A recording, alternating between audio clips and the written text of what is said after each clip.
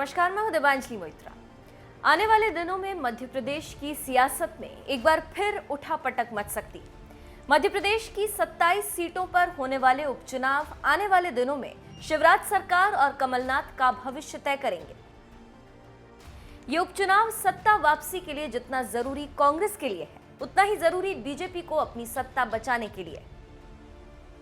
हालांकि मध्य प्रदेश में दोबारा सरकार बनाने के लिए कांग्रेस को सभी 27 सीटों को जीतना होगा, जबकि अपनी सरकार बचाए रखने के लिए शिवराज सिंह को कम से कम 9 सीट जीतनी होगी। यही वजह है कि इस उपचुनाव के लिए कांग्रेस और बीजेपी खूब मेहनत कर रही। दोनों पार्टियों ने अपनी पूरी ताकत झोंक दी, लेकिन ये चुनाव शिवराज सिंह से ज्यादा मुश्किल भरा पूर्व सीएम कमलनाथ के लिए। इसकी दो वजह है। एक तो ये कि उन्हें सत्ता वापसी के लिए 27 सीटें जीतनी होगी। दूसरा ये कि इस बार ज्योतिरादित्य सिंधिया उनके साथ नहीं बल्कि खिलाफ है। अब समझते हैं कि आखिर इस उपचुनाव के बाद मध्य प्रदेश का सियासी गणित कैसे बदल सकता है।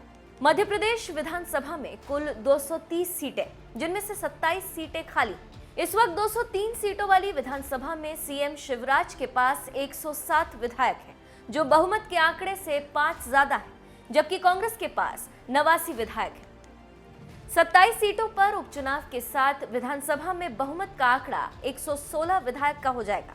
इस आंकड़े तक पहुंचने के लिए बीजेपी को कम से कम 9 सीटों पर जीत हासिल करनी ही होगी, जबकि कांग्रेस को फिर से सीएम की कुर्सी पर कब्जा जमाने के लिए सभी 27 की 27 सीटों पर जीत दर्ज करनी होगी।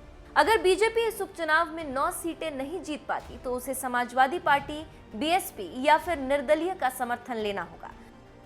वहीं अगर बीजेपी 9 से कम सीट हासिल करती है और कांग्रेस 20 सीटों पर जीत दर्ज कर लेती है तो कमलनाथ फिर से सीएम बन सकते हैं। 20 सीट जीतने के बाद कमलनाथ को 4 निर्दलीय विधायकों के अलावा बीएसपी के 2 और सपा के 1 विधायक की मदद लेनी होगी, जिससे वो दोबारा सीएम बन सके। लेकिन यहाँ कमलनाथ की राह में रोड़ा राजस्थान के वो 6 विधायक बन सकते हैं जिन्होंने बीएसपी से नाता तोड़कर कांग्रेस का हाथ थाम लिया। राजस्थान की घटना के बाद ये मुश्किल ही लगता है कि बीएसपी कमलनाथ को समर्थन दे। मध्य प्रदेश का असली सियासी गणित क्या होगा, ये तो चुनाव और उसके नतीजों के बाद ही पता चलेगा। बता दें कि इसी साल मार्च में ज्योतिरादित्य सिंधिया के साथ 22 विधायकों ने कांग्रेस का साथ छोड़ दिया था, जिस वजह से कमलनाथ सरकार गिर गई थी। ये विधायक बाद में बीजेपी में शामिल हो गए। इसके बाद 3 और सदस्य इस्तीफा देकर बीजेपी में शामिल हो गए, जबकि 2 सीट विधायकों के निधन के कारण खाली।